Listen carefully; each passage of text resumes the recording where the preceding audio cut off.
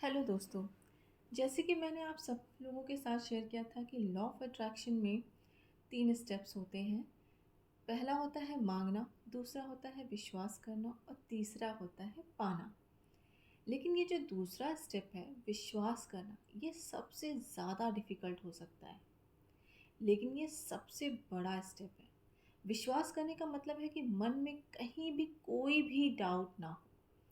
विश्वास कभी भी डगमगाए नहीं। डजेंट मैटर बाहर की दुनिया में क्या हो रहा है, कुछ भी हो रहा हो, बट ये विश्वास डगमगाना नहीं चाहिए।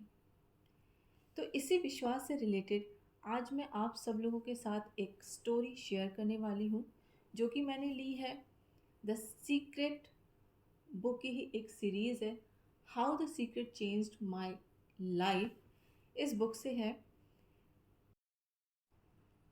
तो चलिए स्टोरी स्टार्ट करने से पहले मैं आप सबको बता दूं कि मेरा नाम है वानी और मैं ये स्टोरी शेयर कर रही हूँ निया की, जो कि जर्मनी से हैं। तो चलिए स्टार्ट करते हैं। लगभग 6 महीने पहले मेरे बॉयफ्रेंड और मैंने जज्बातों में बहकर उसके पुराने शहर में बसने का फ़ैसला ले लिया। वह मुझसे पहले जाकर अपने फ्रेंड के साथ रहने लगा ताकि नौकरी खोजने में आसानी रहे। जाहिर है ये मेरे लिए बहुत मुश्किल था क्योंकि मुझे उसकी बहुत याद आती थी। लेकिन तसल्ली देने वाली बात ये थी कि मैं अपनी नौकरी छोड़ने की नोटिस दे चुकी थी और मैंने 1 महीने बाद उसके पास पहुंचने की प्लानिंग बना ली थी। समय गुजरता गया, लेकिन कोई भी चीज़ सही होती दिख नहीं रही थी। मेरे बॉयफ्रेंड को उसकी मनचाही नौकरी नहीं मिली, इसलिए वो लगभग 1 महीने से बेरोज़गार भटक रहा था। मुझे भी कोई नई नौकरी नहीं मिली। सबसे बढ़कर मुझे कोई ऐसी लड़की भी नहीं मिली जो मेरे अपार्टमेंट में आकर रहने को तैयार हो। अगर मुझे कोई ऐसी लड़की नहीं मिलती जो मेरे मकान खाली करने वाले दिन वहां आकर रहने लगे, तो मुझे 3 महीने का किराया देना पड़ता, जो उस समय हमारे लिए पॉसिबल नहीं था। मेरा बॉयफ्रेंड और मैं मीलों दूर थे। मैं अकेली और हताश थी। समय और पैसे की हम दोनों के पास कमी हो रही थी। एक वीकेंड पर जब मैं उसे मिलने गई तो हमने एक अपार्टमेंट पसंद किया, लेकिन फिर हमें पता चला कि वहाँ रहने वाला परिवार हमारे रहने आने की डेट के कुछ दिनों बाद तक अपार्टमेंट खाली नहीं कर पाएगा। हमने पहले ही सामान ढोने वाले को डेट दे रखी थी, इसलिए डेट नहीं चेंज की जा सकती थी। सब कुछ बहुत गड़बड़ नज़र आ रहा था। जब मैं सचमुच हताश हो गई और अपनी यात्रा के लगभग 1 सप्ताह पहले आंसू बहा रही थी, तो मैंने द सीक्रेट पढ़ी। मैंने 2 पत्थरों को ग्रैटिट्यूड पत्थर के रूप में चुना। फिर एक हाथ में पत्थर थामकर दूसरे हाथ से मैंने वो चीज़ लिखी जिसके लिए मैं अपने जीवन में एहसानमंद थी। मैंने अपनी हर मन चाही चीज़ लिखी, खास तौर पर अपनी नई ज़िंदगी शुरू करना। मैं एक नौकरी चाहती थी और वैकेशन भी चाहती थी।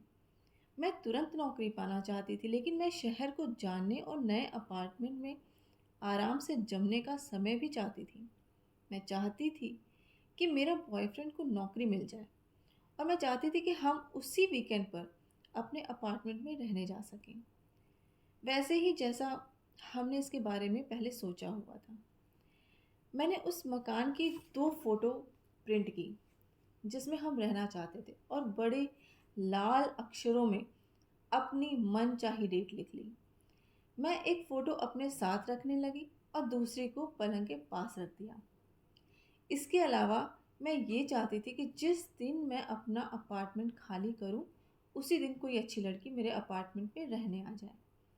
मैं अपनी जीन्स की जेब में ग्रैटिट्यूड पत्थर रखती थी ताकि उसे छूते ही मुझे अपनी मनचाही चीज़ों की वो लिस्ट याद आ जाए जिसे मैंने उस रात में लिखा था। फिर पता है क्या हुआ? मेरे जाने के 5 दिन पहले एक लड़की ने मुझे फ़ोन करके बताया कि वो मेरे अपार्टमेंट में आकर रहना चाहती है। यही नहीं, उसने मेरी वॉशिंग मशीन भी खरीद ली जिसे मैं अपने साथ नहीं ले जा सकती थी और बेचना चाहती थी। मेरा बॉयफ्रेंड और मैं उसी वीकेंड में नए अपार्टमेंट में पहुंचे जैसे कि हमने प्लानिंग बनाई थी। हमारे पास अपने सुंदर नए शहर से तालमेल बैठाने के लिए 2 सप्ताह का समय था, जिसके बाद हमने एक ही दिन नई नौकरी के कॉन्ट्रैक्ट पर साइन किए। मैं बहुत एहसानमंद हूँ कि मुझे द सीक्रेट का पता चला। इसकी बदौलत ही मैंने खुद को ज़्यादा अच्छी तरह समझा, और ये वाकई में काम करता है। आपको तो बस इतना करना है कि आपको विश्वास करना है, ख़ास तौर पर खुद पर। इससे मुझे हर दिन मदद मिलती है। रोंडा, मैं आपको धन्यवाद देती हूँ जो आपने हमें इस सीक्रेट के बारे में बताया, और मैं भी इसे बताना चाहूँगी। आपको ये समझ लेना चाहिए कि जिस पल आप अपनी मनचाही चीज़ मांगते हैं, उसी पल ये आपकी हो चुकी है। आपको इस बात पर पूरा विश्वास होना चाहिए। आपको इस तरह काम करना चाहिए, बोलना चाहिए और सोचना चाहिए मानो वो चीज़ आपके पास इसी समय है। विश्वास करने का यही तो मतलब होता है। निया को नया मकान मिल गया है। अपने इस विश्वास को स्ट्रॉन्ग करने के लिए उसने नए मकान की फ़ोटो का इस्तेमाल किया। जब भी आप खुद को विश्वास करने की हद तक पहुंचा देते हैं, तब ये यूनिवर्स, सारे लोग, सारी सिचुएशन, सारे सर्कमस्टेंसेस को एक्टिव कर देती है, ताकि आपकी जो मनचाही चीज़ है वो आपको मिल जाए। आपको ये चिंता नहीं करनी है कि ये कैसे होगा। ये यूनिवर्स आपको आपकी मनचाही चीज़ आप तक कैसे पहुंचाएगी, ये आपका काम नहीं है। यूनिवर्स को सिर्फ ऑर्डर दें कि ये आपकी मनचाही चीज़ आपके तरीके से आप तक पहुंचा दें।